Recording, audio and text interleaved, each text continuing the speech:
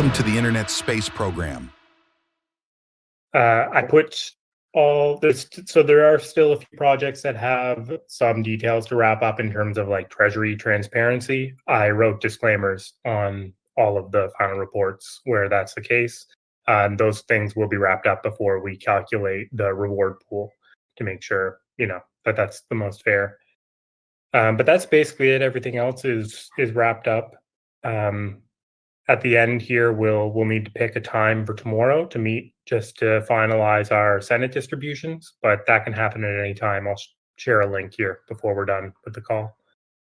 Yeah, that's it. Awesome. Okay, cool.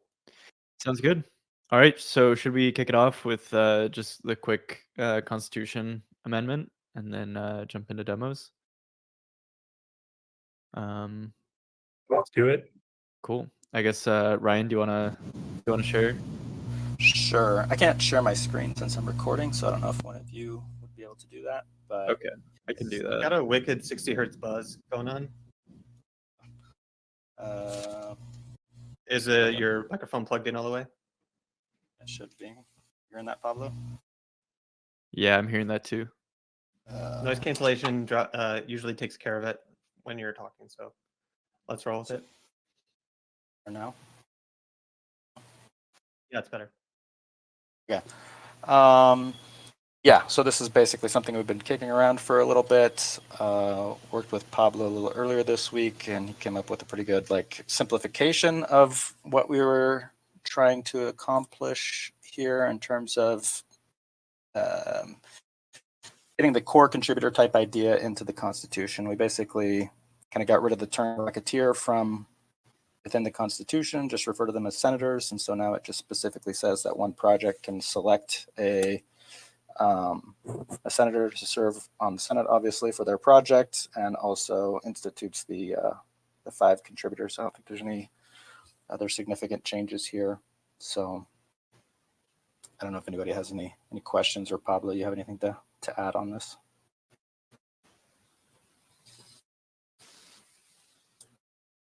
Sorry, I'm muted. The only thing that I would add is that we've also added this directly in the Constitution, which is the right to distribute community circle rewards. And that's defined in the project system. But yeah, it basically says that senators can vouch for other contributors to join MoonDAO's rewards.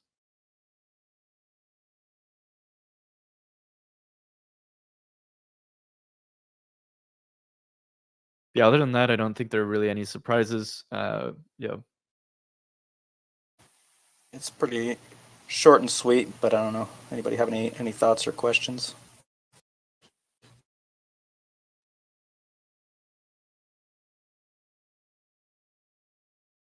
Did we say something earlier about reviving the term steward for this? Well, I had originally kind of been kicking that around, but ultimately I think this is even an even better simplification. Just senators is pretty Right. clear. Okay. And I think down the road too, we should look at renaming, the astronaut type title as well, removing that kind of from our documentation or coming up with an alternative name. Definitely.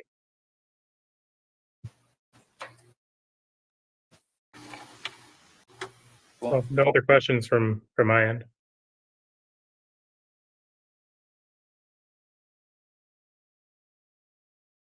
Cool. Well, I guess if there's nothing else, we can put it up for a vote.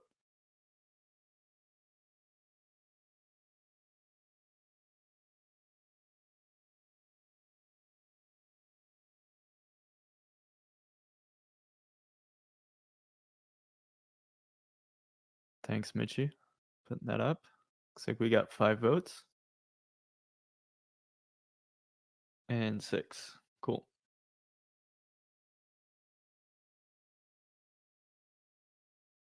All right, it passed. Cool. So yeah, this will show up on Snapshot in the next couple of days, so the community can vote on it. But yeah, sounds good. All right, I guess we can jump into demos. Who starts out, Michi?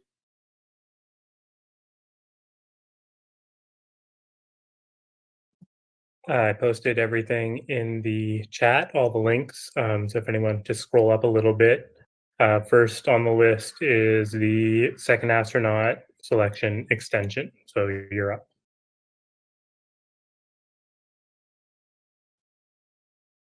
Okay, sounds good. Let me share my screen real quick. It's asking me to sign in. 1 second. Okay. Cool. Do you guys see this? Yep. Oh shoot! Actually, I pulled up the. This is the one from last quarter. 1 second. Here we go. All right, this is the actual one. Sorry, technical difficulties. All right, cool. Yeah, so actually, well, pulling that up makes sense because it gives a little bit of context. In quarter 4 of 2023, we set out to find our second astronaut, and the way we did that is through a sweepstakes where we had nearly 2,000 entries into that sweepstakes, and what we ended up doing is extending that project into quarter 1 of 2024, both just to retain 2 developers that were working on that selection process because the selection actually occurred on January 12th, so a little bit into Q1, and we wanted to make sure everything was running smoothly throughout that process and selection, because there's a bit amount of dev that we created to make that sweepstakes work. And so that all went very smoothly. That was objective number 1, basically to complete the second astronaut selection with minimal technical issues. We didn't have any surprises or downtime. It all worked. Yeah, people were able to mint up until the last second. I think we had something like 1,000 mints in like the last day. So everything was working well, even under a little bit more stress. Yeah, that went well. And then the second objective of this was to actually select that second astronaut. And so this process dragged out longer than expected. We actually review all of the top 10 winners. Blue Origin does a review of every single one. And so that's like a process of just reaching out to Blue Origin, reaching out to the winner, making sure that they're signing contracts in a timely way, that they're joining meetings, etc. And there's always like scheduling stuff that gets in the way. We've gone through that process. We've actually determined the winner, and we're going to announce them last week, but there's a small hiccup at the last second, so we decided to delay. And now we're still moving forward with that winner, just ironing out the last wrinkle and making sure that everything is good to go. So that announcement, we've actually prepared a whole media push for it, and Ryan's done a lot of work on that, just to make sure all of our ducks are in a row, because we really want to make some noise for the second astronaut. So that's like a big part of that too. And so that will be happening. I'm gonna say next week. I think that's like we can be pretty confident that everything will be ready then. But yeah, just figuring out that last little bit. So yeah, this project was mostly worked on by myself, Mustang, and Lartiz were the 2 developers that were supporting the selection process, along with Colin, who's Colin is just the development lead across everything that we're doing at MoonDAO. He's like developer general, and then Ryan, who's really helping with getting the word out around our second astronaut. And yeah, that's pretty much it. Yeah, there's minimal maintenance. I think within the app, I don't know if you guys can see this. You can still see the sweepstakes here. So the only piece of maintenance is that we're going to take down this page at the end of the project. But yeah, we've already cleaned it up. So, you obviously can't mint any more of the NFTs. The contract is closed. We ran the selection process on chain. There's a lot of like moving pieces, like both contract work and front end work that went into the selection. And yeah, I think the team did an awesome job. So yeah, that's it for this project. Yep. I have a question, Papa. Mm-hmm. You mentioned that like we don't have the name of the person that actually will go on the rocket yet. Can you clarify if like we know who it is and their identity, but we don't know which of these 10 people, or we don't know who it is that will No, go? no, no. We've been talking to the winner for a while, and we know exactly who they are, uh, for sure. But just waiting on the announcement. Yeah. Oh, so waiting on the it's not up in the air which of the selected people. We know who Blue Origin intends to put on the rocket, but it hasn't been announced yet. Yes. Mm-hmm. Okay. Hope that answers your question, Justin.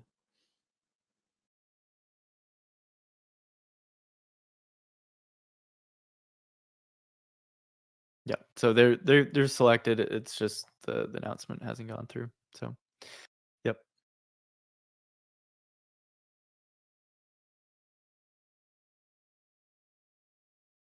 Cool. Any other questions?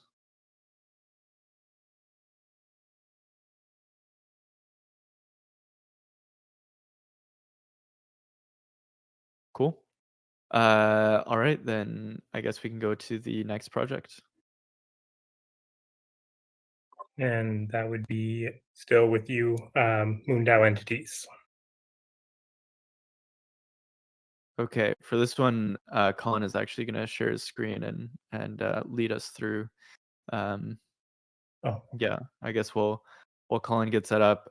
So this is a project to onboard both citizens, so individuals and companies, entities, to become a part of MoonDAO.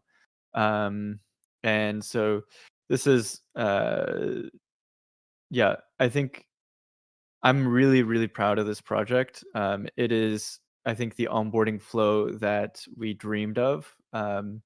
That we've been wanting to have for a long time. That makes it very simple. It's literally just one click on chain. Went to mint the entity. You do have to. There's some stuff where you add your info and you pin it to IPFS. But we've designed the contract such that it's it it launches either a citizen NFT or an entity in one click. And then on top of that, it generates recurring revenue for the DAO. So the NFTs that are minted in this flow are a yearly subscription. So in order to help, and that money goes directly into the MoonDAO treasury. So it's a way to help embolden the treasury and yeah, bring more funds into MoonDAO. And also make it really simple for individuals and companies to join MoonDAO. The number one question or the number one thing that we get when we're working with a partner or a collaborator is or even individuals that are is that it might be the first time that they've ever interacted with this sort of thing. So they're very confused about the terminology. They're very confused about how to even get a wallet or get involved. And we've broken it down into a flow that I'm just super proud of, and the whole team has done a really good job in getting this together. So we'll actually be demoing two things here. One is the citizen flow, so how to register as a citizen, and this isn't we're not launching it yet. We're actually going to put together a go-to market strategy where a lot of the people that have already staked vMooney will get a heavily discounted citizen NFT, and also we'll be launching it with a cohort of different companies and partners that we've been working with for a while. But the whole thing is working end to end, and we're excited to demo it for you guys. So yeah, I guess Colin, do you want to? I mean, feel free to take it away, or I can talk throughout whatever is easiest. But maybe we can go through Citizen first. Yeah.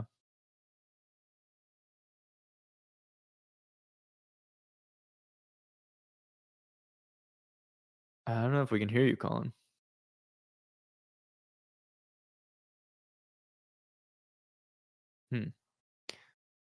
Colin's audio might not be working. But yeah, I guess you want to just walk through it and click on become a citizen. We can keep going. Yeah. All right. So the first thing that you do here is, as a citizen, you just enter your information. So this is your name, your contact. We're using Typeform to do this. So we actually have control over this form pretty easily, and we can adjust it over time. Yeah. So yeah, maybe Colin, do you want to put like your real info, like, or actually, maybe we don't want to dox you. Yeah, first, last sounds good. But yeah, and also if you don't have a wallet, you can sign in with just an email, and a wallet will be created for you thanks to Privy. So yeah, we can keep going. You can enter a little bit of a bio about yourself. So this is like a chance to write about your like professional background, your skills, what brings you to MoonDAO. Yeah, just a little bit more context about you, and you can update this afterwards as well. Cool. We link this to your Discord as well, so you can easily figure out, which citizen is who on Discord. So much of our community is done through Discord, so this is an important step. Cool. And then if you have a personal website, this is optional. You can add, whatever other link. Cool. And then your Twitter as well. We're also considering maybe adding a LinkedIn. But like I said, this form is very flexible, so we can keep adding or removing stuff as we go. Cool. Something that we really want. So part of this is not just you create a citizen or entity, but you can also be listed within the directory. And something that we want to add is basically a geographic dashboard of MoonDAO citizens all over the world. So we ask not to give us your home address, but at least just the city that you're from, so we can display that. Cool. And then, some people are wary of privacy, so they might want to not be listed in the, so they can either opt in or opt out. And of course, the newsletter. Got to get those signups. Cool. And then what happens next is, I think since Colin is just sharing his screen, transaction pops up to pin the information up onto IPFS. So yeah, you can't see it because Colin is sharing his screen, but it popped up in a separate window with his wallet, and then he signed in. And so next, what you do here is this is actually a rendering of the night sky at the instant that you're creating your NFT. So this is actually like a real representation of the night sky, and you can upload an image as well. So if you upload an image of yourself or an avatar, whatever you want to represent your on-chain identity, you can do so here. And then you can actually customize the NFT. So you see the top one is blur. So you can, if you really want to emphasize your image, you can add that. You can play with the number of stars.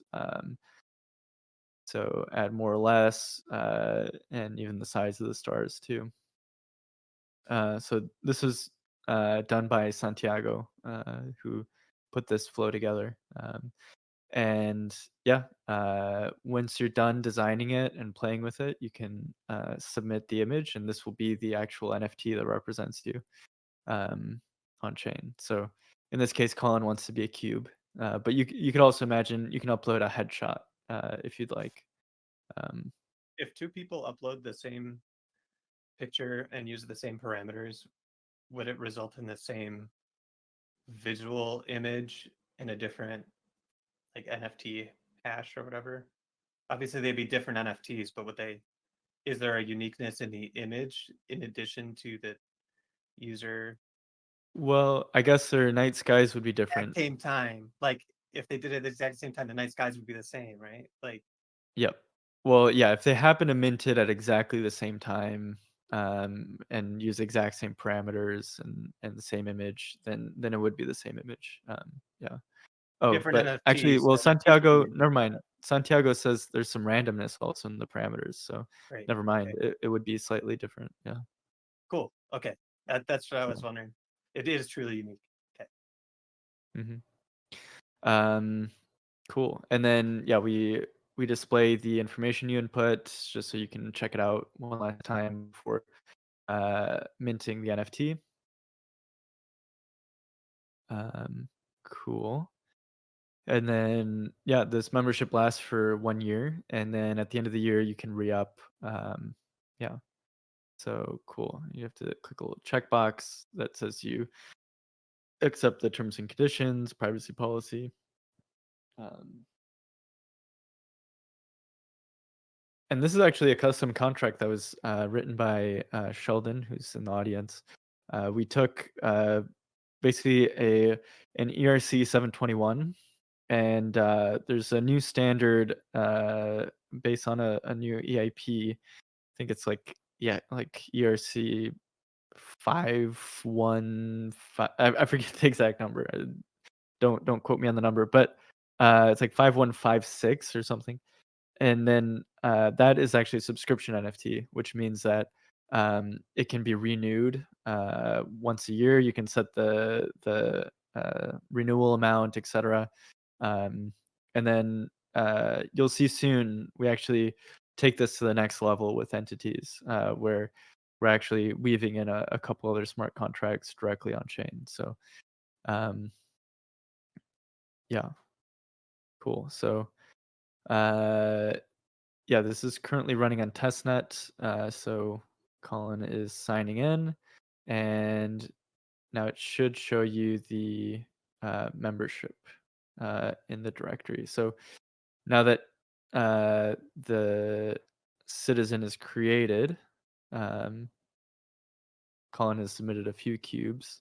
You can actually go to that citizen's profile. And this is where a lot of the real magic happens. So we've not only done an onboarding flow, but now we've integrated in governance and projects and also a dashboard so you can see how much Mooney and voting power you have. And all of the most common user actions are all done from this page. So you can get Mooney, you can stake Mooney, you can create proposals, vote on proposals, join projects. So all of those links to projects actually take you directly on Discord to that project.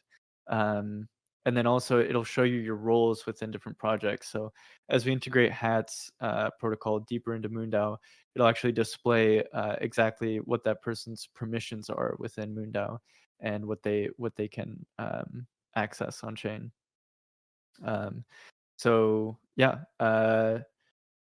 this is basically going to be like the launch point for everything that you do within MoonDAO, and we're going to continue to build on this, adding more integrations with Nance, Jams in the audience, and also as we automate projects and incentives more, that's also going to be done a lot more through this page. So yeah, hopefully just making it a lot more organized and easier to work with MoonDAO, even if you have zero exposure to crypto before this.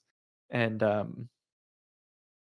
yeah, I guess also we can briefly look at the directory again. The directory shows you all of the public citizens and entities And it also, you can search through them, you can look at entities, you can look at citizens, and essentially this is like a registry of like everyone that's within MoonDAO. Yeah, making it easier to network with other members within MoonDAO and figure out, who has what skills. Eventually, I mean, you can imagine that this platform would also filter by skills. You'd have developers or um, designers, whatever else skills that you're looking for. You have a list of people that are all extremely excited about space, that want to contribute, and you can, as an entity, hire through this directory, or vice versa. As an individual, you can see all of the entities that are within the MoonDAO ecosystem, and then apply to join them. So yeah. So and this was just citizens, and next we can go into entities, which is I think taking this to the next level. So you can think of like a citizen. So each of these are nodes on a network. A citizen is like the proton, and next we're going to the molecule. So this is like a group of citizens or a company, and this one is I'm super proud of the work that the team put together into making this happen. There isn't anything in the world that exists like this today. So we had to basically invent this from scratch, and yeah, we can jump into it. The flow here is more or less the same. So you input the information about your organization, and then it gets pinned into IPFS. So there's no all of this. There's no server in the back end that's processing this or doing it in like a centralized sort of way. This is all being pinned to, and for those that don't know, IPFS is the Interplanetary File System. It's basically like a way of like saving data onto many machines, and permissionless and decentralized sort of way. We can kind of breeze through this. You can add your organization's bio, add a link to the organization. All of this pretty much looks about the same. The magic is really in the contract that was developed. But yeah, this flow we try to make it as natural and Web 2 as possible. Yeah, and then so you not only enter the information about the entity, but also a little bit about the person who's registering, and this is just a contact, person for that entity that's also stored. So if you want to get in touch with this entity, you'd contact this person. Does entity imply that it needs the contact point needs to be a citizen as well? Contact point does not need to be a citizen, so it could be anyone, but highly encouraged that they also become citizens too. Yeah, but we didn't want to create a dependency there. So let's see. Colin is signing the Phantom transaction. And so this is a similar sort of flow. You can add the logo for the entity, and mess with the parameters of the design.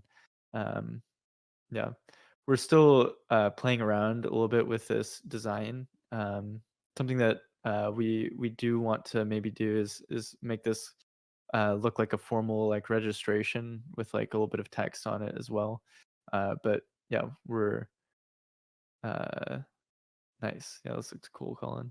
Yeah, and you can also zoom in like Colin just did on like a few, like if you want to have a few stars or planets in your registration, it's really customizable. So yeah, so this is more stuff on the back end, but I'm gonna explain it here. So what's being done is you're actually not just minting the same subscription NFT, but on top of that, it's linking you directly to a Gnosis. So we actually spin up a Gnosis multi-sig from scratch, and then that will be where your funds are held. So it's almost like you're creating a bank account and an LLC all in one transaction. And so, we've condensed down what is usually a process that takes governments, weeks or months into literally just one transaction. Um, like, yeah, and actually, we've even been contacted by some uh, uh, sovereign nations that want to work on a similar flow to register companies in an on-chain way that's quick. So yeah. And then on top of that, we use something called HATS protocol. And so what that allows you to do is to manage your org tree and permissions on chain. So it creates an administrator hat that has admin access to the entity, and that administrator can add members into the entity that will also be recorded on chain. So you can see who is a part of what organization, just using this created entity. Yeah. So then after agreeing to the terms and conditions, can mint the entity. And this will take you to the entity management portal. So similar to Citizens, it should just take you directly to the entity management portal right after minting. Yeah. I think it takes a second. So by the way, we're gonna launch all of this on an L2. So this on mainnet would cost probably over $100 in gas fees. But because we're launching on an L2, we can do the same transaction for pennies. So this is launching a hats tree. It's launching a treasury, and then also this NFT all in one transaction. And this is only possible very recently because of the new EIPs that have come in to scale L2s. So yeah, coming soon Which to an L2? L2 near two. So we're considering maybe launching on multiple chains, but right now we have most of our stuff on Polygon, but Polygon is moving away from proof of stake onto ZK EVM. So we're considering just moving a lot of our stuff over to a different L2. Base seems interesting. Optimism seems interesting, and so does Arbitrum. There's a lot of really good options out there. I think Arbitrum is a good choice, but we haven't committed to any yet. I I also like Optimism. I don't know. There's a million L2s now, so it's kind of hard to just pick one. But I think we'll just go with one and go from there. They're all EVM compatible, so the contracts work for any of them. Yeah. Cool. So yeah, here you can see the treasury. You can manage the treasury. This takes you to your Gnosis. You also have Get Mooney, Stake Mooney, similar to Citizens. Creating proposals, voting on proposals. You can basically act as an entity directly with any MoonDAO contract. So you can create a proposal. You can manage your members, manage the admins, and also we have a bunch of integrations to different other platforms that we use at MoonDAO, like Coordinape and Juicebox and Passport. We've also talked to MeDAO, and they've offered to create a discount for entities that want to register through MeDAO, like MoonDAO did. So that'll be pretty cool. We'll just offer a bunch of different services to all the companies that join. So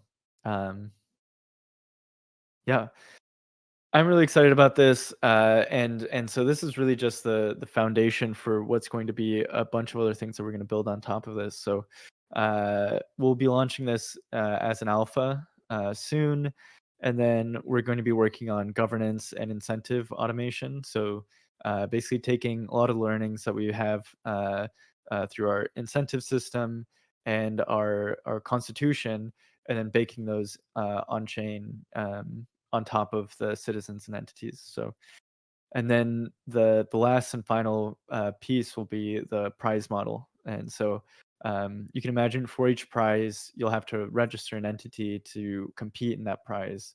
and you'll be a performer on that prize and be able to receive incentives and yeah, basically work on MoonDAO prizes in a very simple, straightforward flow. So yeah. I have a question, Pablo. Hmm. This is related to the concept of citizens and being registered as a citizen. Right Hmm. now, we have a lot of roles in the DAO and permissions gated behind Discord roles because that's the tool that we had currently.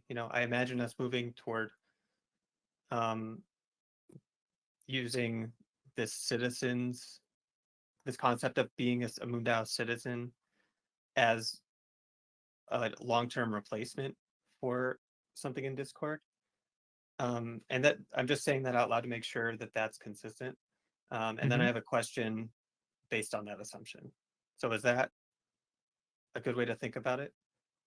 Yeah, exactly. So what we use right now, Guild XYZ, you can link any NFT contract or any ERC20 and then gate permissions based off of that. So we'll be doing the same with these too. Yeah. Okay, so the way we have roles and stuff in Discord, like, will be sourced back to this citizen thing. Yes. There's a follow-up question here, and that's Mhm. this is coming from Eliza. Do you like how would you obtain or elevate your role or get a new role under this model? Like, Mhm. yeah, I guess that's the So question. yeah. So right now, let's see. The way that we define roles within our constitution is we have the member house, which will be composed of these citizens that have Mooney and can vote on proposals. And if you have a certain amount of eMooney, then you'd get the role of delegate, and that allows you to directly submit proposals. Um, so that's, I guess, the first way to like elevate your like role within MoonDAO. Then the next one would be being a member on a project. So and that gives you the Moon seller role, which has different implications.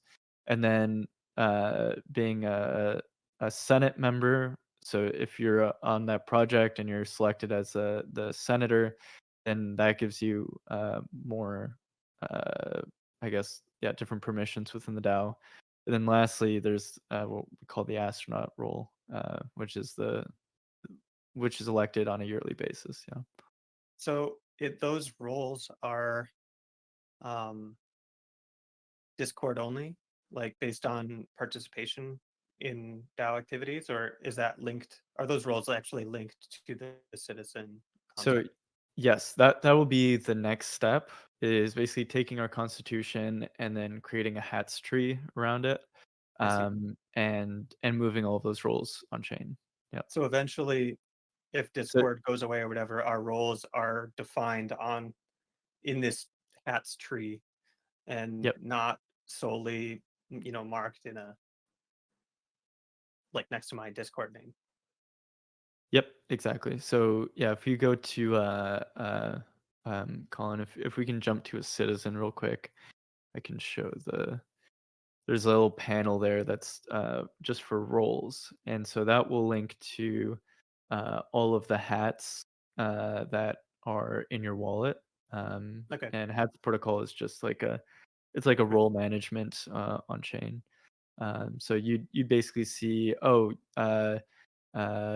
first last is a member of this project. He is a senator, or he or she, I don't know if first last is a gender.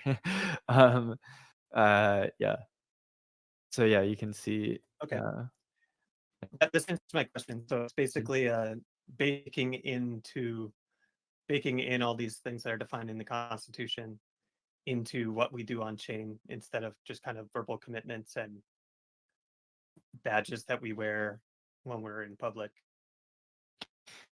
yeah, exactly. Yeah, it will basically take our constitution and then like this has always been an ongoing project. Is like Right. we have the Constitution in words right now, but we actually need to translate that into code, and so that's what the next step will be. Yeah. There's one comment which I think after this, someone should post it in ideation, make a formal amendment for. Astronaut is, as a title, is getting confusing when we're sending astronauts Yeah. into space. So that's kind We're- of a fun problem yeah. to have. Exactly. Yeah, well, I think Ryan mentioned it in the Senate amendment that we're considering renaming it. It's been kind of on the backlog of like, yeah, we need to do that. um, Same with Rocketeers. I feel like that kind of can get a little bit confusing for people too. So, yeah, cool. All right. Well, I feel like yeah, we went through a lot here. You can read more about the project in the final report, which will be linked. And yeah, thanks, guys.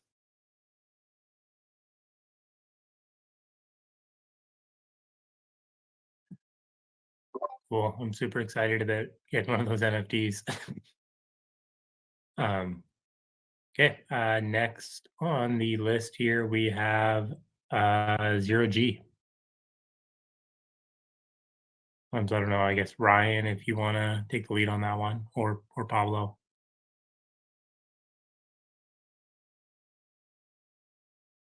I don't know if Ryan can share if he's recording as well, but I feel like Ryan would do a better job than I would on the final report here, but I can do my best. Let's see.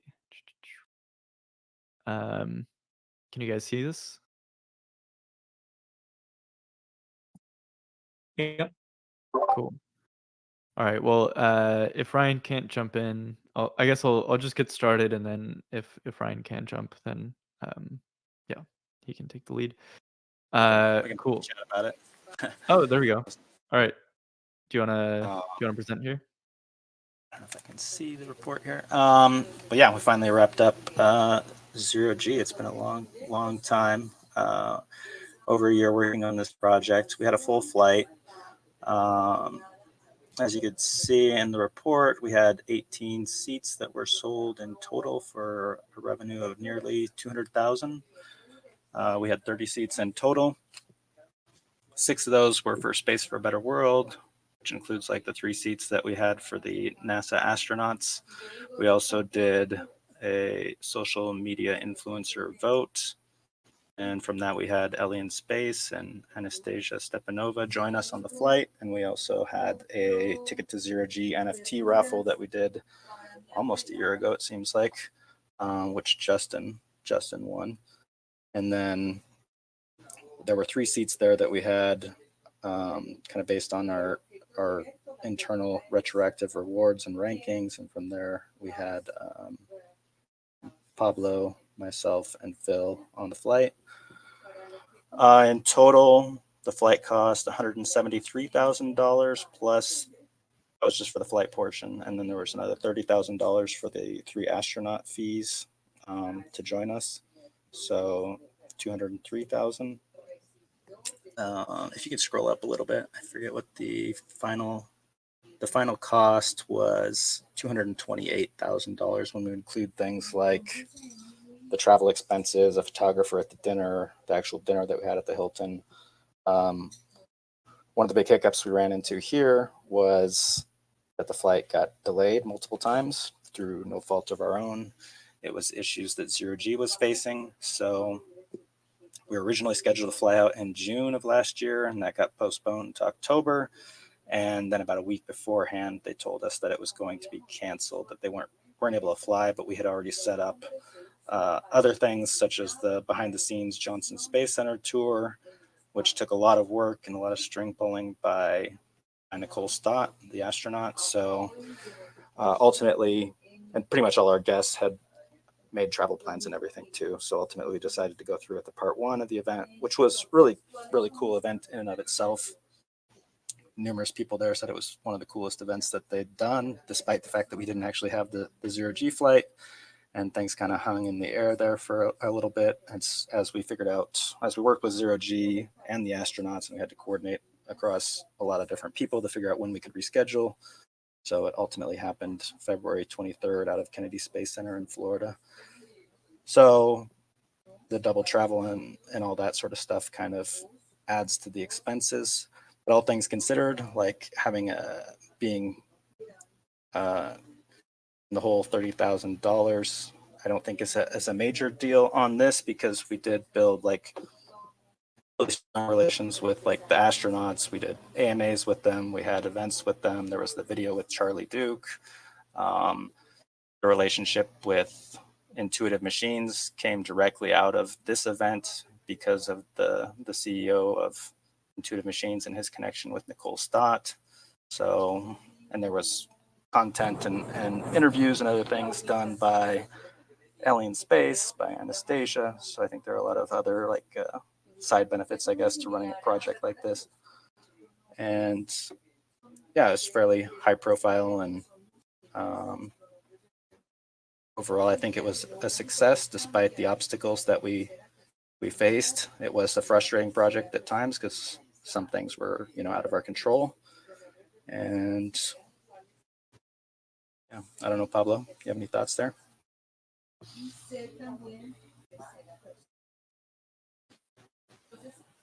I was muted, sorry. Yeah, I mean, just that this project was a journey. Tons and tons of learnings. Yeah, I mean, it seems like an eternity ago, but yeah, we even just doing the sweepstakes for this and the selection process, and getting how many people did we have enter into the influencer?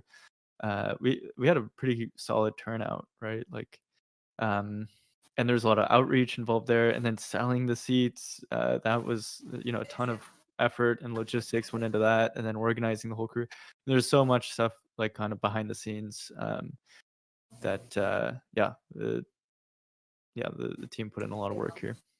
It's hard to encapsulate everything on this little report, actually. I mean, because like we said, yeah, it's been a long journey, well over a year. This was originally supposed to be done within like 6-month time frame, and it stretched out to far longer. So there's definitely a lot of things that we're not including here, but yeah, overall I think it was cool to have done it. I don't know if we'll do it again exactly, but yeah. And I mean, I think there's just a ton of learnings. This was apart from sending someone to space, I think this is MoonDAO's like largest real world project that we've done. So yeah, and I mean the fact that we were able to do it with, I think it was the first time ever that you have like Nicole, Doug, and Charlie all in the same room. Like beyond just like going into 0G, just being able to hang out with the three of them, and yeah, it's just like like Ryan kind of glossed over this, but people were saying even the first event where we didn't go to 0G, that it was the best day of their lives. Like that was literally a quote from someone. So the response was like really, really, really phenomenal. Yeah.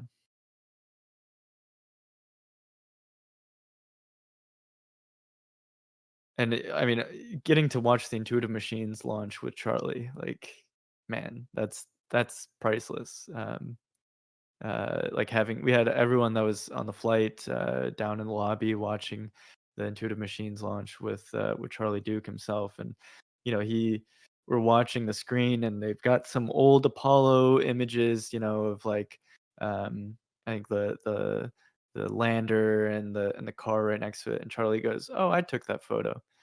It's like, Yeah, we're all mind blowing, yeah, I kept getting all dirty because I kept falling down. And it's like, that's not why we were looking at this. Yeah. But yeah, incredible all around. And I really, really, really want to highlight Ryan. Well, so okay, let's see. This project initially started with 2 leaders that ended up stepping down from the project. So there was a bit of a scramble. We weren't even sure if we were going to be able to get this done. And then Ryan stepped up and really made it possible to keep going with this. So it's that. Yeah, it was basically Pablo and I that had to like step in to fill the role of like actually making this happen, because like that's another learning I think too as a DAO was, we had paid a lot of money for this flight up front, and then like the people who were leading the project and leading the charge here kind of just stepped down or disappeared or weren't able to continue working on it, and I was like, well, crap, we we still have to do this. So I mean, come hell or high water, like we had to step up to make sure it happens at least somewhat successfully. Like we can't just let it totally flounder. So, but yeah, I think it was really cool too. Like just being able to get people together in real life is really special to like build those connections and relationships. And like, even people like Doug Hurley were like, hey, MoonDAO's got to keep doing what it's doing. Like he was telling that to the people at the event. So it's like, this is a real way for us to be able to like, work into some of these circles and have people kind of see us and see what we're doing or trying to do and raise our Especially putting profile. faces to the names. Like even if MoonDAO has a good reputation online and on Twitter and on Discord and among DAOs, meeting you and Pablo in person and having a great conversation and having a good time together can elevate MoonDAO's reputation, I guess is maybe the wrong word, but like credibility and trust among other circles that are not internet native. So totally. And I think also good relationships too with a lot of our like paying guests too. Like there were really positive conversations about potential, ways to work together in the future. I mean, nothing at the moment, but those are always things that those relationships, take time to blossom or whatever. So good to make those connections with people. Yeah. Anybody have questions about this massive Eliza project? had a question on how it began. Like I guess we can read the proposal, but how did this opportunity get started? Pablo, you met Christina at a launch, right? Yeah. I think Pablo, you can probably speak to the beginning a little better. Yeah, so I don't know if this is, I'm trying to share a little video of us floating in space. Here we go. I met Christina at the Blue Origin launch. There's Doug, there's someone wearing a Vision Pro. Basically, we were at the launch and I met Christina. She told me a little bit about what she did, and then we exchanged contact info. And then later, she actually just pitched the community. She came with a couple other members and basically said, "Hey, we want to do this," and then the community voted. So yeah, I mean, it's a success story, and basically coming to the community and pitching an idea. And doing so, I mean, it was like a $200,000 project. So probably our biggest, allocation of funds to date outside of the second astronaut selection. So I mean, it's kind of like it's a success story of like someone coming to the community with like their idea and getting funded. Yeah. So like to take that on into a future project, if I wanted to do my own project with the success of 0G, it's a matter of partially right place, right time, but also having the vision, knowing what to request ahead of time, and getting other people hyped, I guess. Yeah, And I then mean, I guess continuing the support of following through was a huge part, obviously. Yeah, and I want to tell this story because like you don't need to know me in order to like submit a proposal. Like me exchanging contact info with her wasn't what got this funded. In fact, I was skeptical of this project in the beginning, and I was all the way like up until not the end, you were sure. skeptical of it. Let's be Yeah, honest. I wasn't sure if we should fund it, if we should do it, and I was kind of only until like the very end was I like, okay, let's like, and my vote is just one of many votes on that project. I mean, I think we had, I don't know how many in total, but yeah, like, so it's not just like convincing me, you have to convince a ton of people. And the only way to do that is by writing a good proposal. So yeah. And yeah, like we're like proposal poor right now. So if you have good ideas, like please send them, you know. Yeah.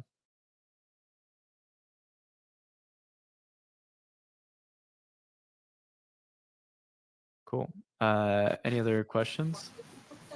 I guess I'll just add that in terms of we are owed funding, like there was actually a lot of funds left over in this project, a pretty substantial amount in ETH and in USD, which will be returned to the treasury shortly. We just have to finalize a couple reimbursements, but basically all that is going back to the treasury. And we're also owed funding from both Space for a Better World and N0G, who collected payments on behalf of us for the flight. So those are a couple pending items that we're still just finalizing the details on. Yep.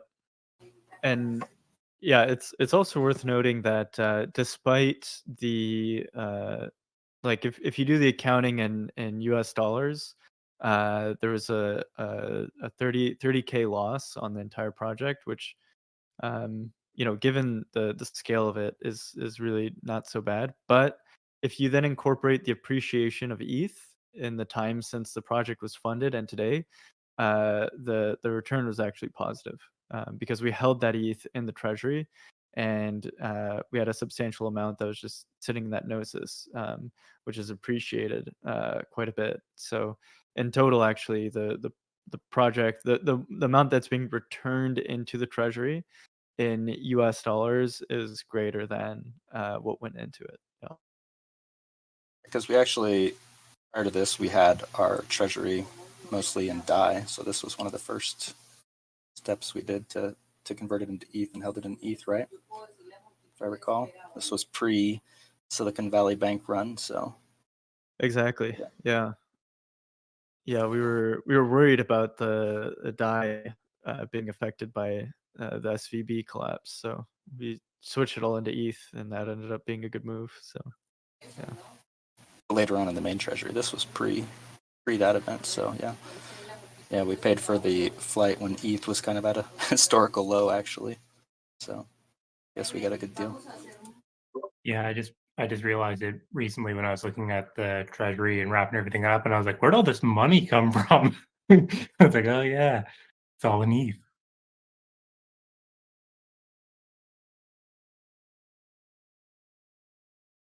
Gonna be honest, Mitchie. That kind of where did all this money come from the person doing the accounting? I just Well, wanted I mean, you want to acknowledge the how that might look out of context. don't you want your account to be asking about all the money?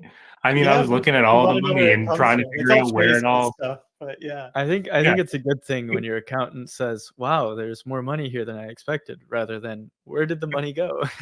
Yeah. So I think we're erring on the side of goodness on this. Yeah. I mean, in dollar amounts today, we should have more money coming into the treasury from what's in this multi-sig and what's owed by 0G and what's owed by Space for a Better World than came out. So just to be like transparent, yeah, there's like almost like 70 grand left over after finishing this project in our multi-sig, which is kind of wild.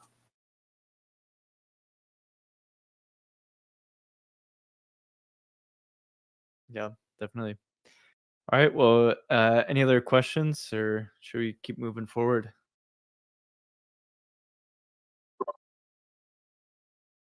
I think we can probably keep moving forward. We've still got we're over an hour of the way in, and we're not even halfway through the list yet. But I think some of the rest of them should be relatively short.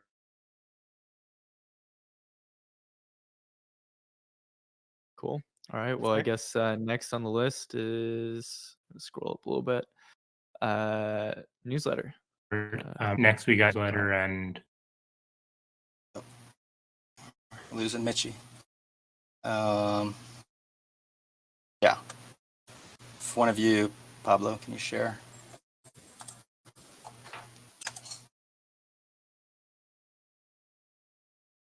It's a yes, but yeah. So the Q1 final report for the newsletter. This was, I'll be brief here. It was a no MVP project to continue the newsletter. There were two main goals there, which was, the weekly email updates, and then also rewriting most of the like onboarding or drip sequences to reflect the changes in the onboarding role. Was successful in terms of the weekly emails. I was doing those even prior to this project officially passing, not snapshot, but being approved here in the Senate as a no MVP project. So that happened. We had pretty good growth during the beginning of January just because we still had the Ticket to Space sweepstakes going on, but then things have kind of petered out here after that. So we've kind of been stepping down in followers as email goes out. Like there's natural churn in these lists. And we also don't really have the sign up highlighted well at this point in time. It's kind of buried. But yeah, so I mean, that part of it meets expectations. We're still floating around 13,000 subscribers. I did not get to the autoresponder drip sequence revamp. I was kind of waiting for like also changes in the new entity flow and just got busy with other stuff. So that one I did not do. It will be something that I plan to do once that's all launched and live. And also like I decided to wrap this kind of duty, this work into the executive branch role going forward. And there's the executive branch proposal that's up right now for a snapshot vote. So in any case, the newsletter project as such won't be continuing like in the project system, but as part of the executive branch. Yeah, I don't think there's a ton more to share here. You can see all the updates on the CK page, so you can always go through and check those out or sign up from there as well. If anybody has questions.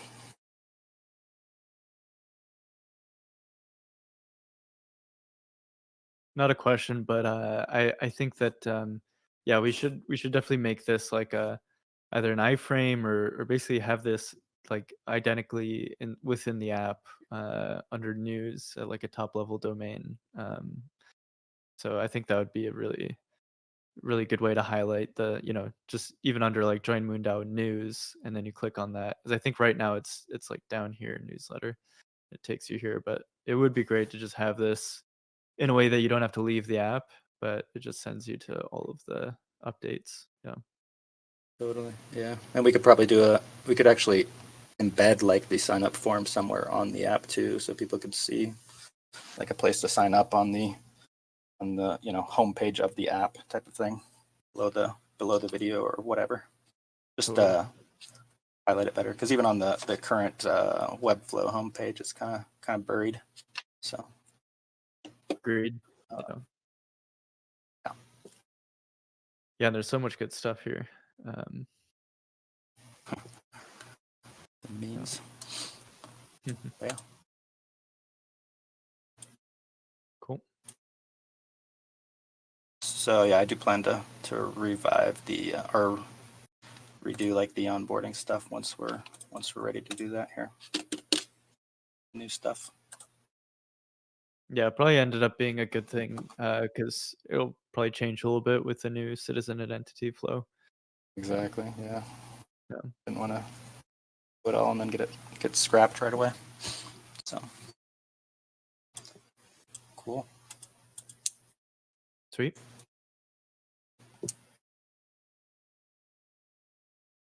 Am I up again here? Yep, Makers. Yeah. Cool. I think we've got. Let's see if I can get Kyle Best Ape up here.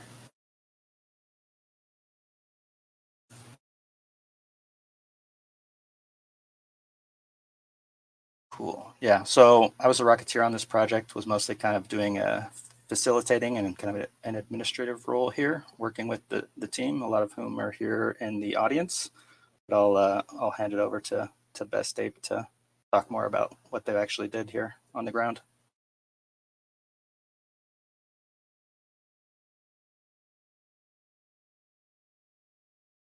I don't hear your audio coming through, and I don't see you lighting up on Discord. I also do not.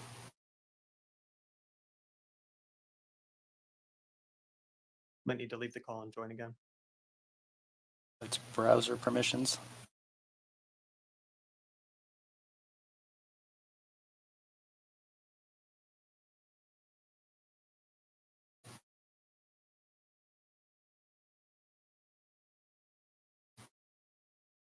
Maybe in the meantime, you can give a little bit more context, Ryan. Yeah. So yeah, basically, Vitalia is kind of a longevity-focused pop-up city that's running down in Prospera, Honduras, on the island of Roatan. So it's kind of like a innovative jurisdiction. They're experimenting with new forms of government and all that down there, and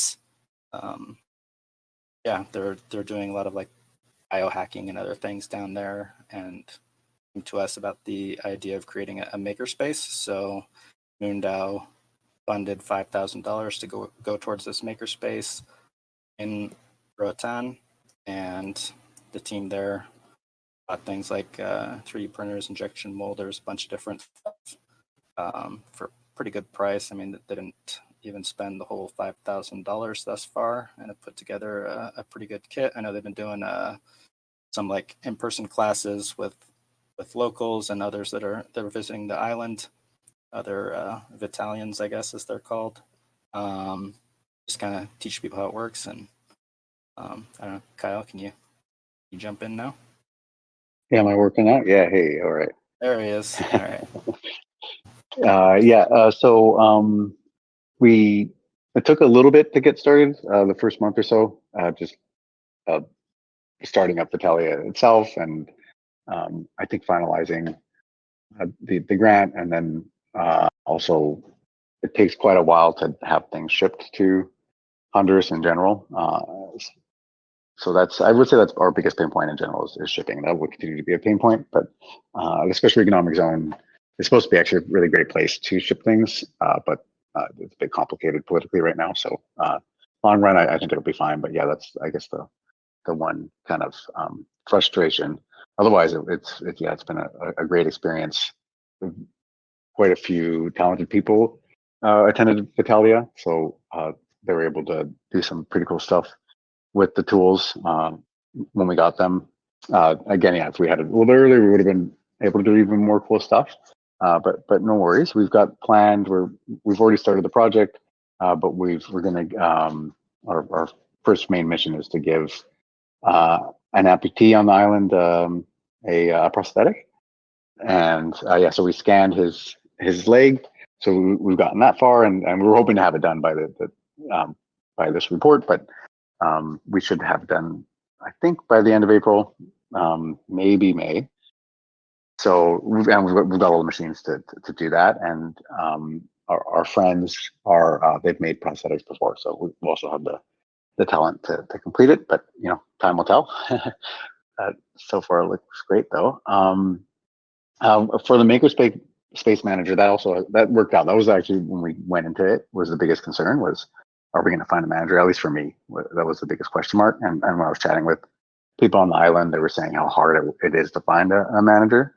And that is true. But luckily, the Augmentation Labs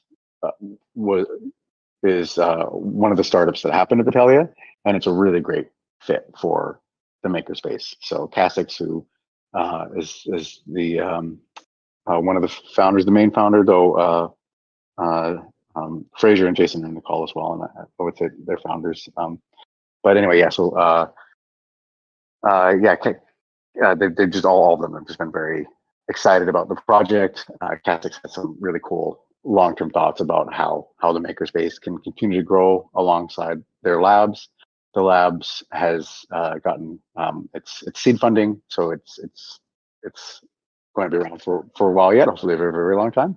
But it definitely has a pretty good runway.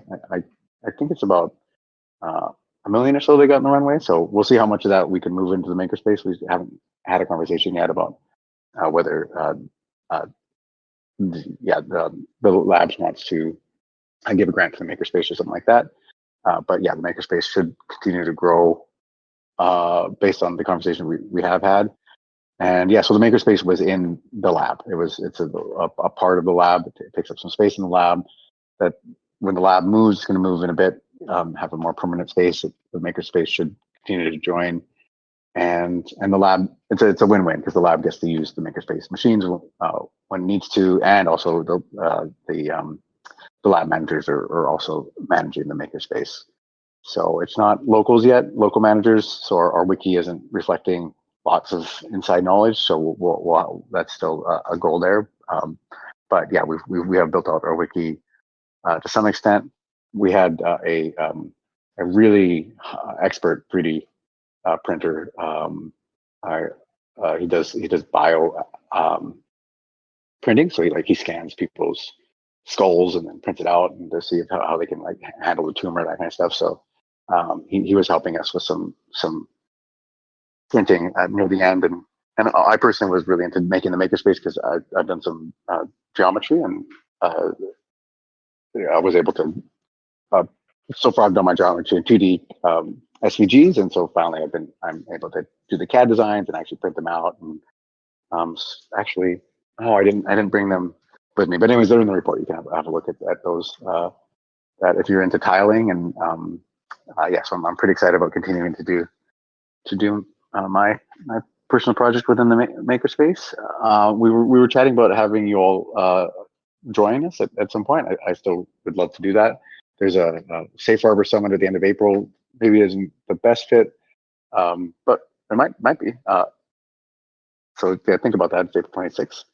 Just give us a shout if you're interested in that. Otherwise, we got stickers that are on all the machines. They've got the MoonDAO logo.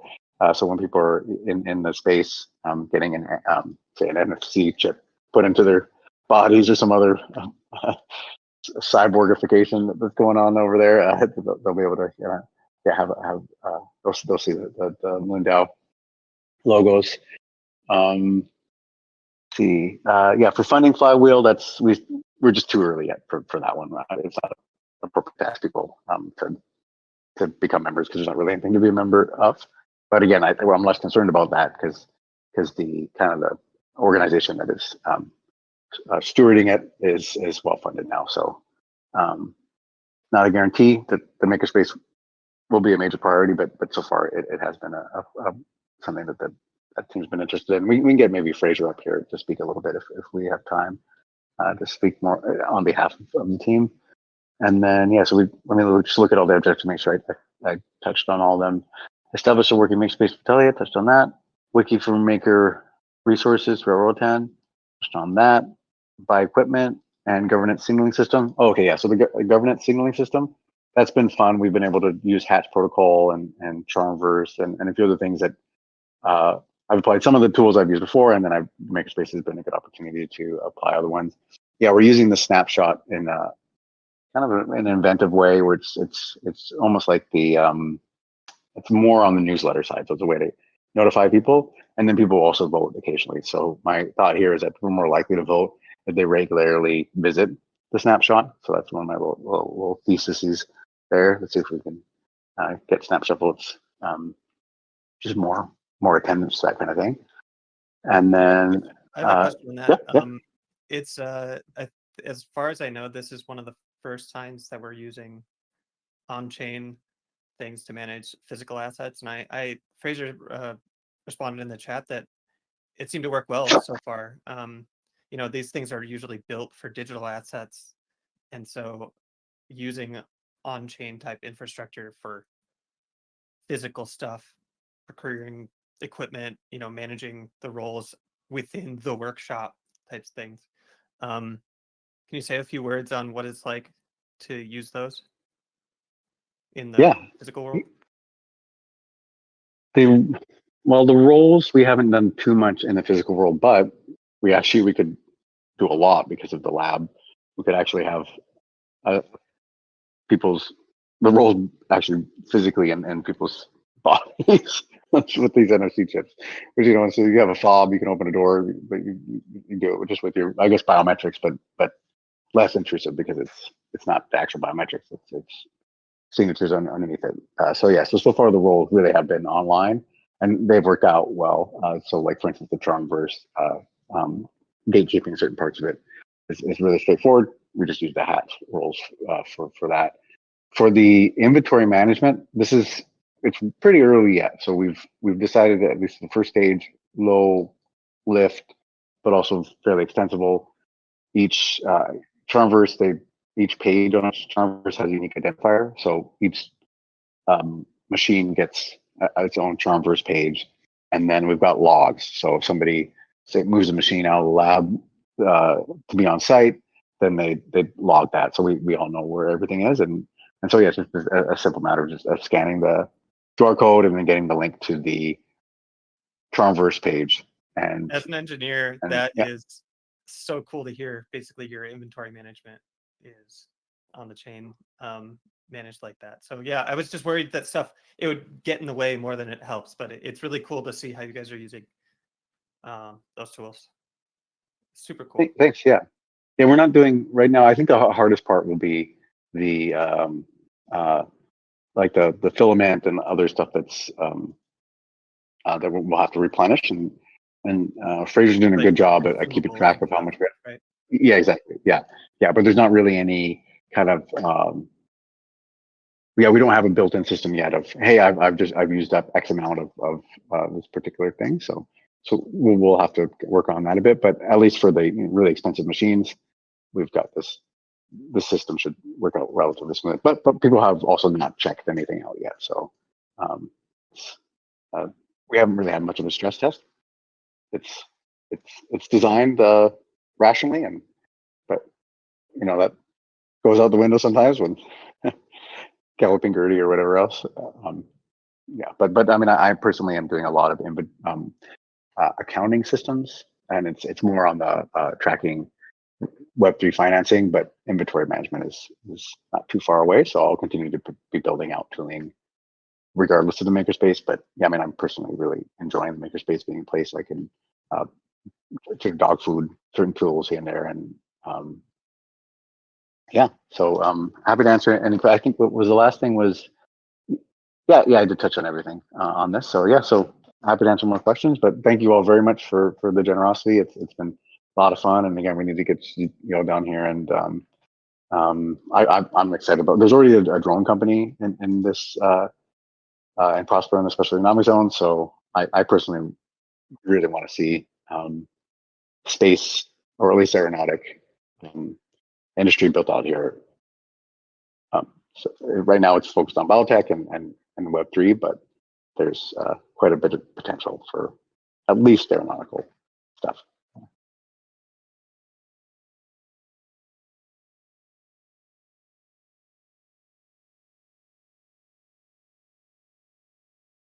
Totally, yeah. And I think you guys have, what was it, about $1,000 left in the multi-sig too. So we talked like this is basically as a grant, so you guys can continue to use that for as part of the runway or for materials, or if there are any other like the machinery or whatever that need to be purchased. So just so everyone here on the Senate knows. Yeah, I think it's pretty cool. I'd love to go down and check it out for sure. Just Makerspace, but what's happening down there sounds pretty awesome. Thanks. And yeah, I know we've had some conversations about also utilizing the legal structure for MoonDAO, so happy to continue to have those conversations as well. Yeah, totally. Yeah, that'd be cool. It also might be fun to do like more of an AMA about Makerspaces on Twitter or something, just to highlight the work that you guys have done. I think a lot of people have questions about like how it works and how you guys are using all these tools, and yeah, could be a fun space. Yeah, would love to, and we definitely should have Cassix on that call. Yeah, but yeah, that seems like that's a great idea. I'm definitely on board. I'm happy to support organizing it however we can. Sweet. Cool. Thanks, Best Tape.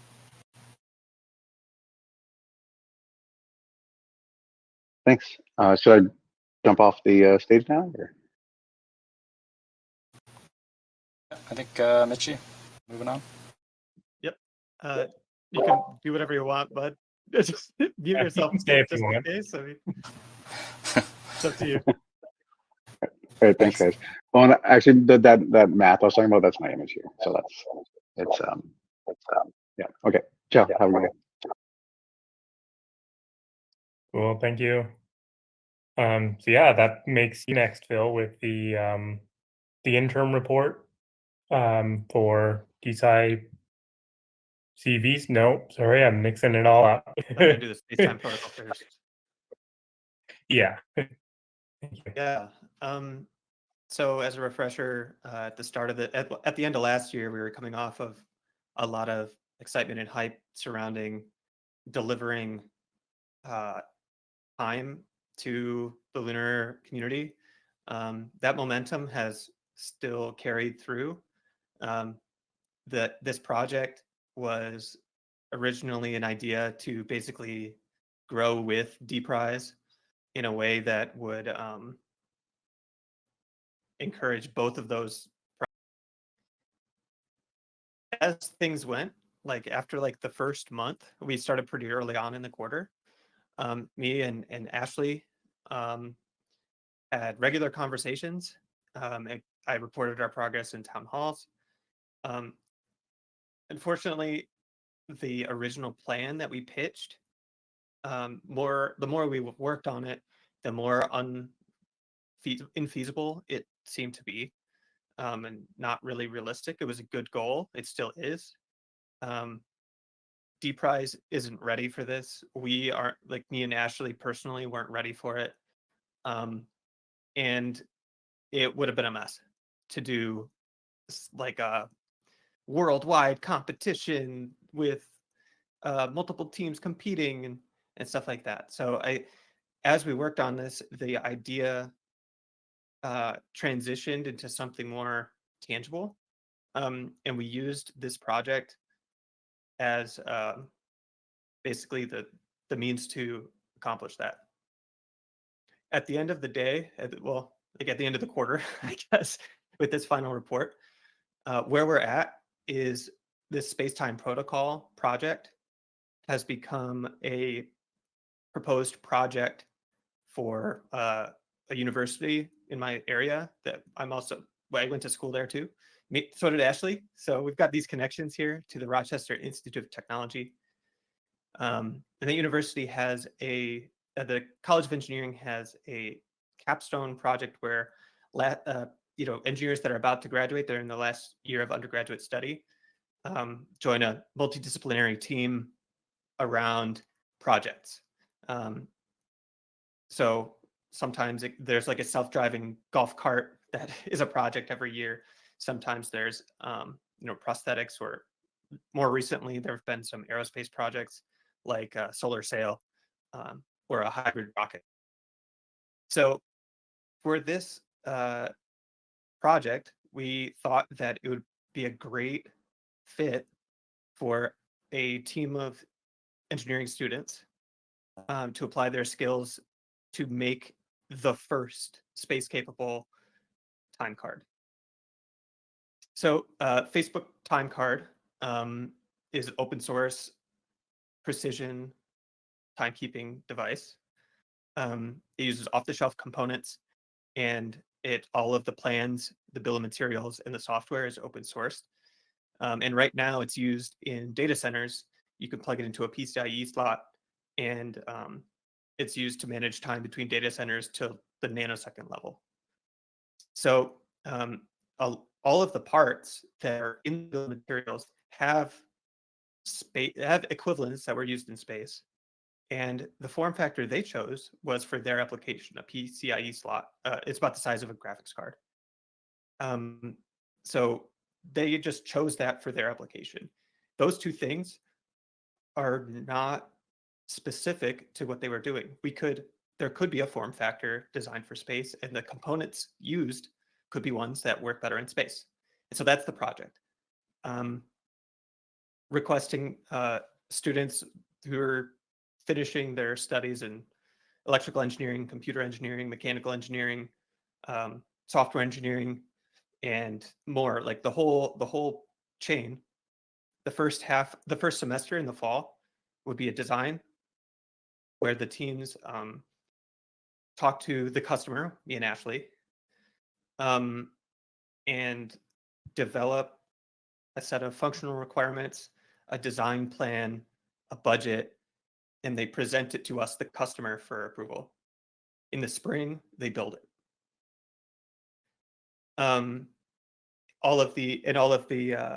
We would request that all of their work would be open sourced, and that's in line with the spirit of the program as well. So that's where this project has gone from a competition of many universities combined with Deep Prize to let's work intimately with a small group of people. I'm local, and like be a customer and see how it would go with just one team. And so the original pitch of the competition still stands, is still valid. It's just not what this project was about.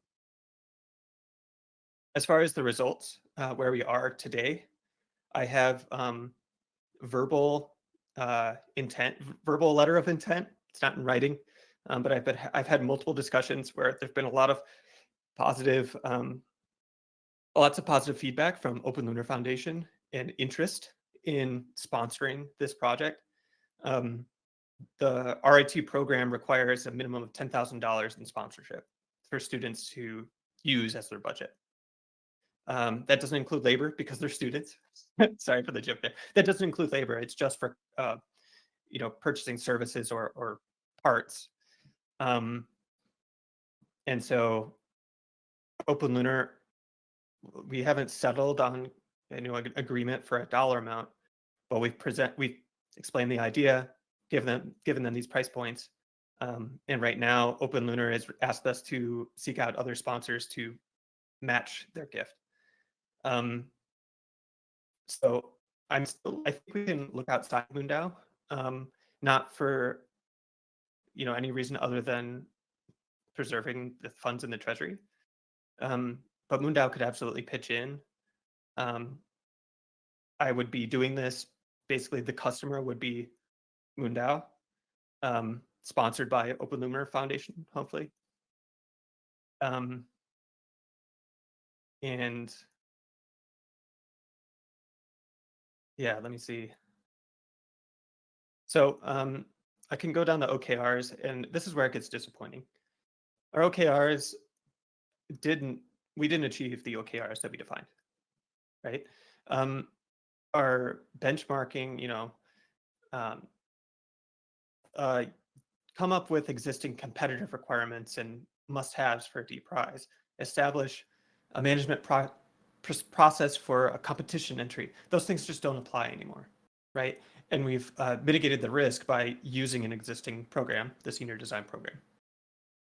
As far as the scope, after we pivoted for what we wanted, I think we have a very clear vision. And as far as technical documents, it seems maybe cheeky, like overly simple, but the open source design, please do whatever you need to do to make this work in space. That's the project. So as the team comes up and says, okay, well, what does in space mean to you? We're going to let the engineering students use their engineering skills to define something reasonable and then basically approve it. And so far, for Objective 3, Nurture Professional Connections, this is where we've really had some success.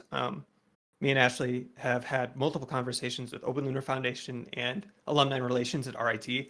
Everybody is stoked about this. Everybody loves this idea. It's just a matter of talking to the right people that are ready to sign. And I think that's the hardest part for any sponsorship process. But yeah, that's the part that I will continue to work on, and I believe Ashley will too.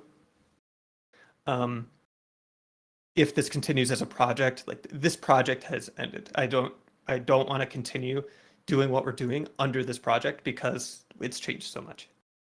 So soon, TM, before the fall semester begins in August, I'll write a project proposal and we'll run that as a project to work with the students. Likewise, objective 4, we have some stuff. We didn't write anything specifically to educate people on our project design. I think there's enough here that we could basically write an op-ed saying that this would be a great idea, right? It wasn't done. So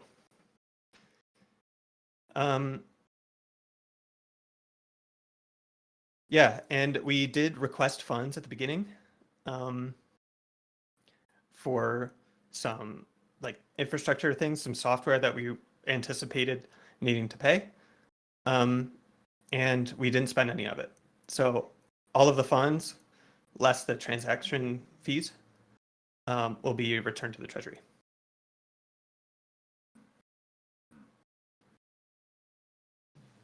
Anyone have any questions about the project or the results?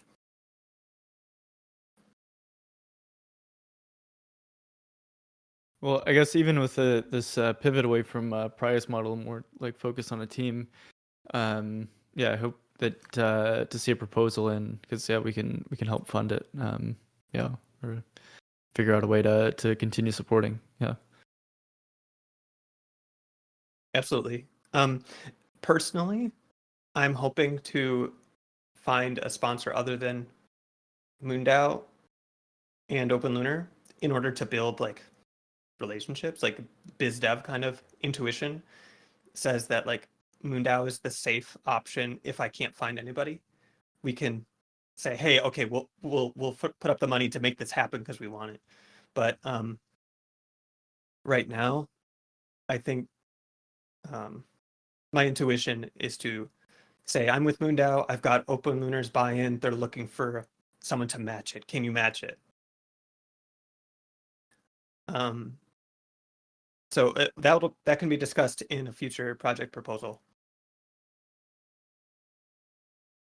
yep, makes sense. Okay, yeah. Well, either way, I feel like this came out of research that MoonDAO helped fund way back. So I hope that we can continue to support and help push this along. So it's such a cool thing, the collaboration with this. MoonDAO funded an OpenLunar fellowship that led to a collaboration between OpenLunar and MoonDAO and some others that is now going to lead to a collaboration with OpenLunar and even more people. So it's had some great returns.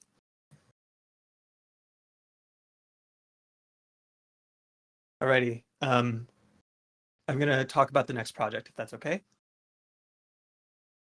The next project has been DesciCVs. Yep, go ahead. Oh, sorry, I was cutting out there for a bit. I just wanted to add before you moved on that you said that the funds will be returned to the Treasury, but that's actually already done. It's completely wrapped up, just for transparency. The funds they have been returned to the Treasury. Thanks, Mitchie. Okay, for DesciCVs community validations, this I've written as an interim report. To refresh people's memory, community validations are a new feature that's being added to DesciCVs Labs platform, which is an on-chain, basically publishing platform for scientific research. Community validations are a way for readers to interact and verify claims that the authors make in their works. So a reimagining of what peer review could be in a decentralized science world. We've been working with DesciCVs Labs for quite a while on this. And so this is basically their dog fooding a new feature to us.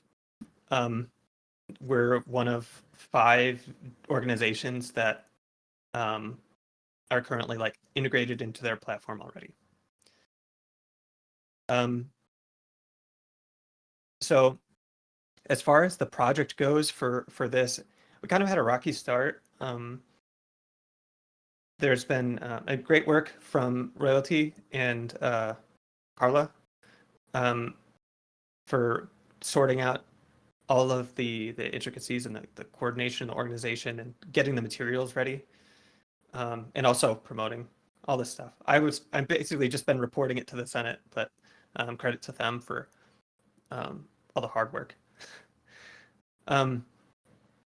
We started really working on this in earnest after we got some approved funding from a vote toward the end of March, end of February.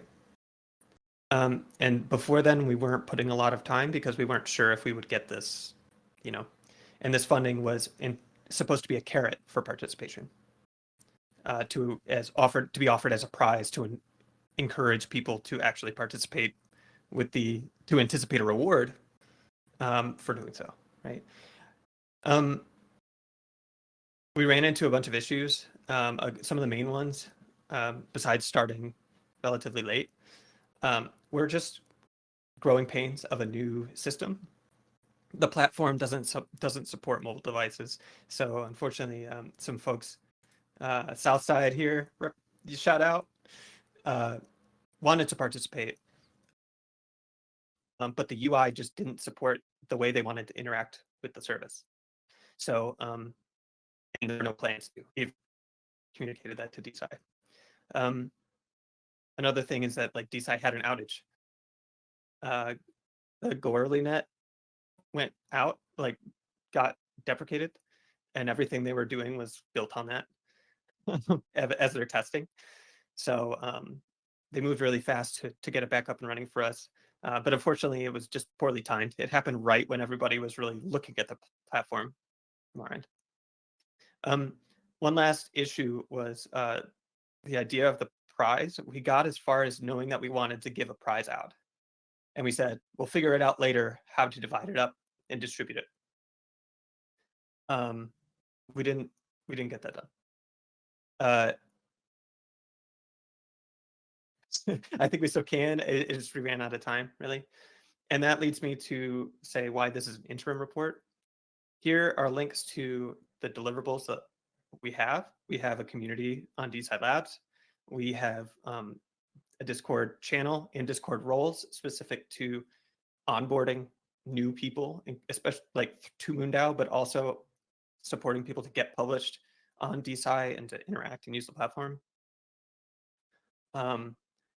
But there's still more work to do. And I'm going to go through these results with the intent of continuing this project into the next quarter, like extending the project. And so all of the OKRs would ideally fit under the bigger time window. So we posted one node under MoonDAO, and it was interacted with and stuff. And our goal was 10. We got 10 drafts, but we didn't publish them all. We learned a lot of how to effectively onboard someone new, how to get someone from the, hey, I'm interested, this looks really fun, to publishing and getting it published is, I don't know, it was different and a lot harder than we kind of imagined. So most of the learning here was learning about how to effectively convert, I guess, interested people into published authors or people that comment. We had some goals for engagement. Besides the core team, there have been a few MoonDAO members that have done stuff on the platform, and that's awesome, and I love it. And we do have, like I said, these roles and channels to continue that. And as far as outside of MoonDAO, I did some promotion and reaching out, and there people definitely care and are interested. But I didn't have, we barely got MoonDAO members converted, and professionals and people outside of MoonDAO, we were even less effective. But I think those leads are still warm enough for us to act on them. I don't think they've gone cold. But we gotta act on them. And I guess the last objective was flowing our learnings and our experiences back up to DesciCV as the developers of the platform. We didn't have really structured sessions, feedback sessions, but Carla is on the team, and her project is this. She works for DesciCV. And so when we ran into things, we said, hey, is this how it's supposed to happen? She's like, no, write a bug report. So we did, and I don't have stats on it, but I reported at least 10 bugs or issues during the process, and I get emails saying they get resolved. So we definitely need to do more here. One example is a workshop. Asynchronous doesn't work for this sort of these last steps. We need just like sit people down and say, hey, can you set aside a half hour or an hour, and let's just go through it. It's not as hard as it sounds, but it's hard to explain. So the main focus for next quarter would be all of these OKRs. But basically, we have the foundation set up, and we need to act on it. As far as Treasury, we did, after the proposal got passed, 1 ETH was transferred to Gnosis Safe. It's still there. We are holding on to it to use as a prize pool to distribute to people that participate in our project here, as in people that comment, publish, or otherwise engage with the platform on the MoonDAO community. So yeah, we didn't give it back. We'll pay it out at the end of Q2.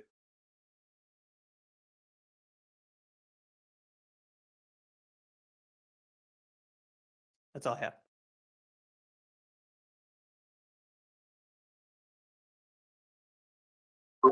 Cool. Thanks, Phil.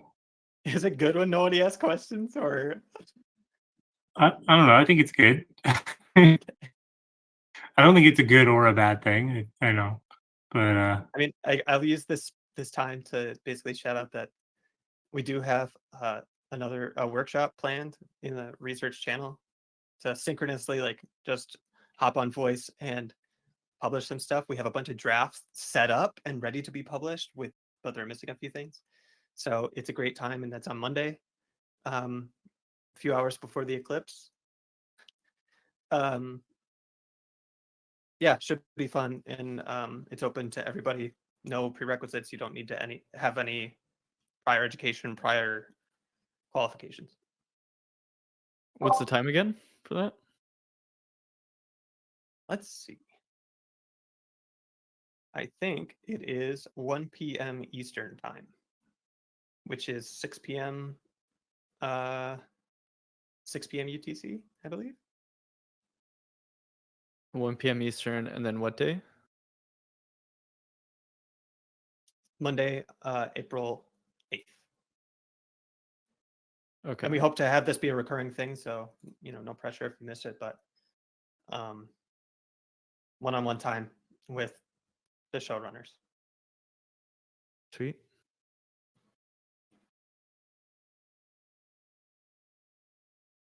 Exciting. Well, yeah, it seems like you guys got through some speed bumps of just like a new platform, and yeah, it's moving along.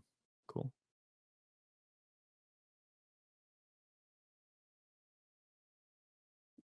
Great. Okay. If no other questions, then I guess we can move on to our last presenter today, which is Colin, with the Digital Asset Marketplace Expansion Project and Webmaster. Can you guys hear me? Okay, sweet. Yep. Yeah, I had to restart my Discord. Sorry I wasn't able to speak earlier. Okay, here. I'll share my screen. Okay, yeah. So the digital asset marketplace expansion, the main goals here were to adjust the platform fee. We created a split contract where 75% of the balance is burned and the other 25% is sent to the L2 treasury. So yeah, this first objective, deploy initial split contract, we did that.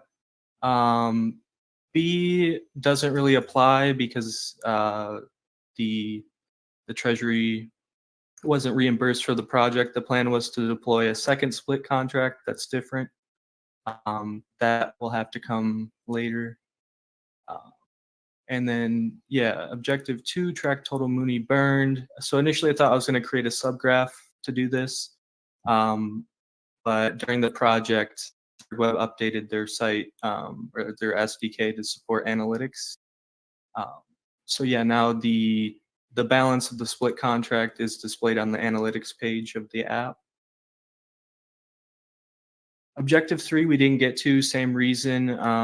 The treasury wasn't reimbursed for the project. So this was going to be like a quarterly review, similar to like the coordinate to distribute funds from the second split contract, but that doesn't exist. So this one's just kind of grayed out and does not meet expectations. 4, operations. This is calling the distribute function of the split contract. There was pretty low activity on the marketplace, so we only called this once at the end of Q1 2024. So yeah. Yeah, I put this as that does not meet expectations just because we only called it once. The plan was to call it every month. I don't even think we really could have, but I didn't do what I said I was going to do. So. Objective 5 was to add additional collections and listings. I tried contacting a few artists. I didn't really have the best of luck, and I was pretty busy, so I didn't get a chance to get any collections or listings added. The plan is to still do that. I might just whip up like a no MVP project with an artist. Yeah, if anybody in the audience has any interest in creating an NFT collection for the marketplace, please let me know. And yeah, this one does not meet expectations. Objective 6, this is where most of the work was done, updates and support. We improved the styling and we added a batch listing feature. So before you could only list a single NFT at a time or a bundle of ERC 1155s. Now you can switch this over to batch. I'll add one.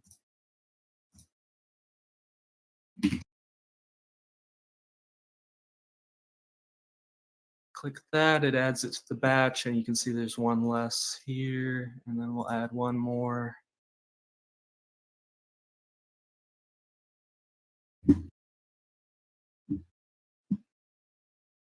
And you can manage the batch so you can see what you're listing. And yeah, Fine helped out with the design for this, so that was helpful.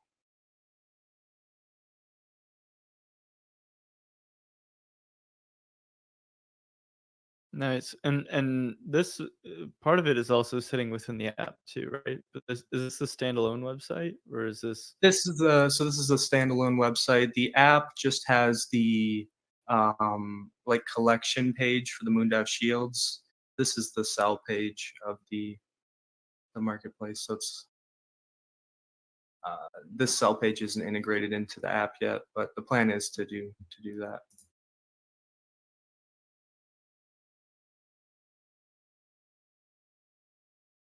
Sweet.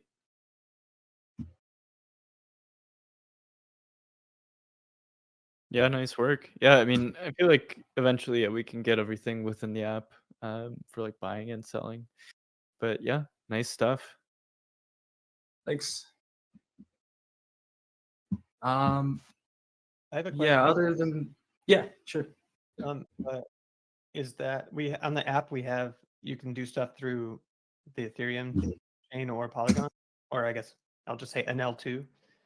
Is it the same for the marketplace? Like, do we have to use L2 Mooney, or Right. So currently the marketplace operates on the POS Polygon chain. So same here with the MoonDAO shields. So you need L2 Mooney, POS Mooney. We're probably going to switch over to like Arbitrum or Optimism. So when we do that, I'm assuming we'll create another marketplace. Yeah, the reason that this one isn't on Ethereum is just the gas is more. It costs more to list and to buy.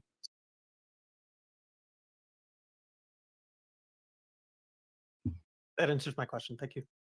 Yeah.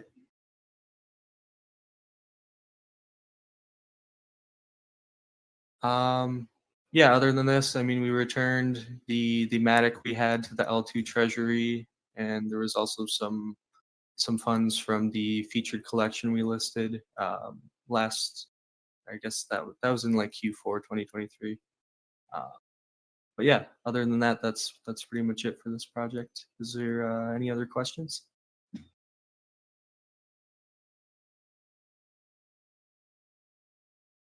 Nope. Okay, cool. I'll jump over to my next project, Webmaster V2. This one's pretty straightforward. The abstract just to maintain the websites and Discord bots we have. So I'll just go down the objectives. 1, maintenance. Yeah, updated documentation, dependencies, refactored components to make them more readable and just easier to use. Try to follow the dry rule. Do not repeat yourself as much as possible. I went through the GitHub and archived unused repos, deleted a few that we just never used. And yeah, learnings from that, refactoring large components can drastically improve the dev experience. Yeah, just cleaning up the code base really helps when working with it. B, styling. I made quite a few styling adjustments throughout the app. So like the sweepstakes page, 0G page, the 404 nav, yeah, lots of pages. Also adjusted the styling for the documentation, the quartz repo that Phil put together. So there was just some minor details to make it look a little nicer. Can you? You don't have to do it now, but can you? I'd like to hear how that has been working on the docs. Like, we kind of did it with some expectations, and now you and Mitchie have made contributions and made commits, styled it, things like that. It would be great to hear if it's a pain in the ass or if it's a POS or if it's an improvement. There's definitely a learning curve, especially with like the layout and just how it's structured. So that's kind of a POS pain in the ass. Yeah, I mean, I think we got it to a point to where it's usable and it looks nice. Yeah, I think it's good. There's been some suggestions that have come through me or come to me by some other people saying, hey, could we use something like Gitbook or something? This website, what you have is kind of like clunky. Can do you have any plans to do you want to keep building on the quartz? Yeah, does it sound like something long term or was it a mistake? Yeah, I honestly I'm more of a fan of Docusaurus. I just like working with that more. I think once we get over this learning curve, we will be able to customize it more. It's just going through the docs and figuring all that out. I don't think we should really switch just because that's going to be more overhead, more time. Yeah, I think we should just try to work and customize it as much as we can. And if we hit a point where like we can't make this work, then maybe we switch to something else. I think for now it's okay, and we can try to improve it. Okay, yeah, the hope is to make it better, not make it, you know, more like not Yeah. it's not a unilateral decision. So as the webmaster, I just want you to make sure you feel empowered to like say, hey, this sucks. Let's go back. I mean, I don't think it sucks, but it's just a learning curve, and just Yeah. gotta learn how it works. Okay, thanks. Yeah. Okay. Go on to the next key result. Maintain sites on Netlify. So just kind of manage the environment variables there. As things were added, I added them as we created components. That there's added environment variables sometimes. It's really easy. You just go in, name the environment and variable, put in the value. Real easy.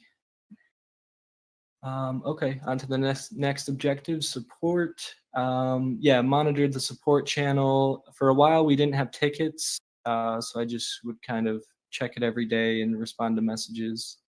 Now we have ticket tool, so that makes it a lot easier for me. I can go in, find tickets, follow up with members, and then close them out. Main learnings here is ticket tool makes this way easier. Bug reports, reviewed tickets, and fixed issues. I marked this one as does not meet expectations because I wanted to create issues on GitHub for each ticket, each problem that somebody had. I didn't do that. I just kind of fixed the bugs as they came up. This next quarter I'll work on adding the issues on GitHub so we can track problems that occur. 3, security and testing. So I created a workflow for the Marketplace repo. It didn't have one. Now it does. And then Cypress testing. I created quite a few tests for the app and the Marketplace. So for the app, I created 7 component tests. The Marketplace, I created an E2 end-to-end test, and then 13 component tests, and also some fixtures just for dummy data. Testing definitely improves the dev experience, and it ensures that core components are working and everything's good to go. So that's it for that objective. I marked this one as meets expectations. I made sure workflows are created for repos that we use, and then created tests. 4, additional contributions. So there are some features I added that weren't really outlined here in the proposal.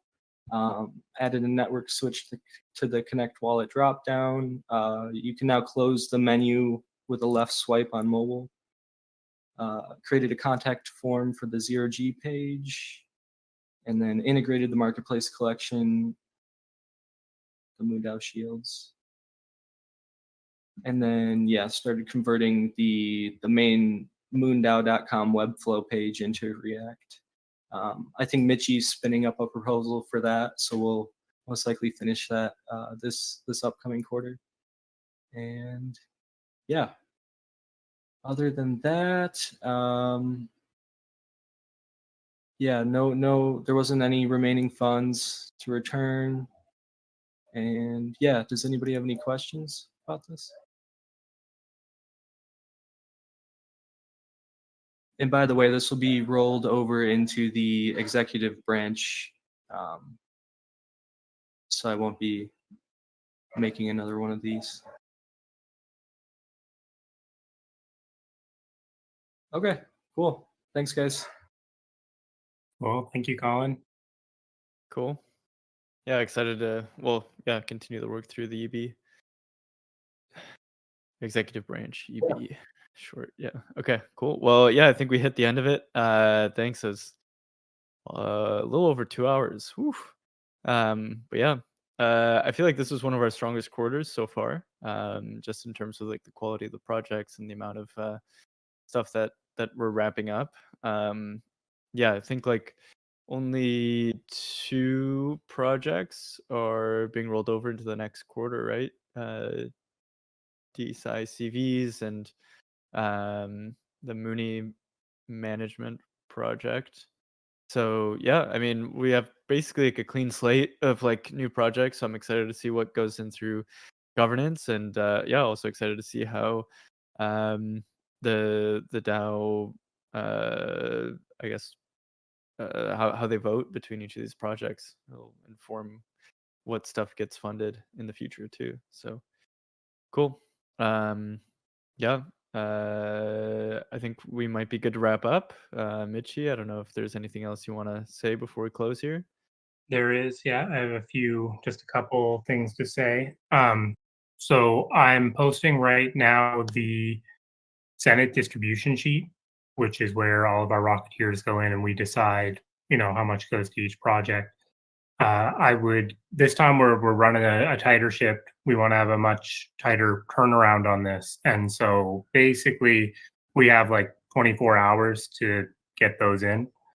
I just posted it in here now.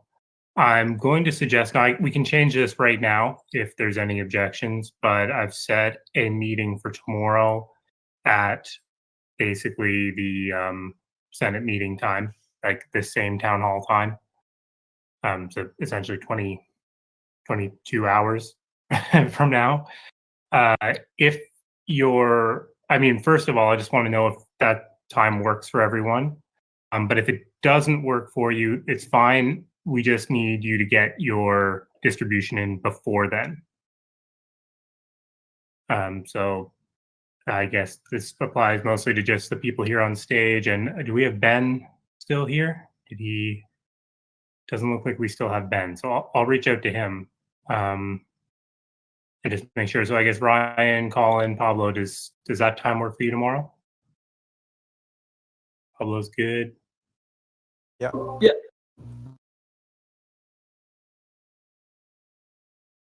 Cool.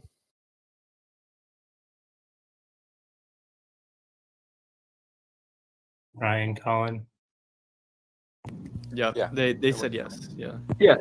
Yeah, sounds good. I'll let Ben know to either be there or do his distribution first. The other thing is that next week, I just want to give a heads up now, I'll be presenting the executive branch wrap up project next week. Obviously there's a lot going on this meeting this week, and I just want to have a little bit of time to make sure all the treasury transparency stuff is totally wrapped up before we put that all in the report. So yeah, that's it. Cool. And yeah, great work, guys. All right. Sounds good. Well, yeah. We'll let everyone get to, I don't know, lunch, dinner, depending on time. Yeah, thanks everyone. Cool. Well, good one, All guys. right. Bye guys. Bye. Later. So yeah.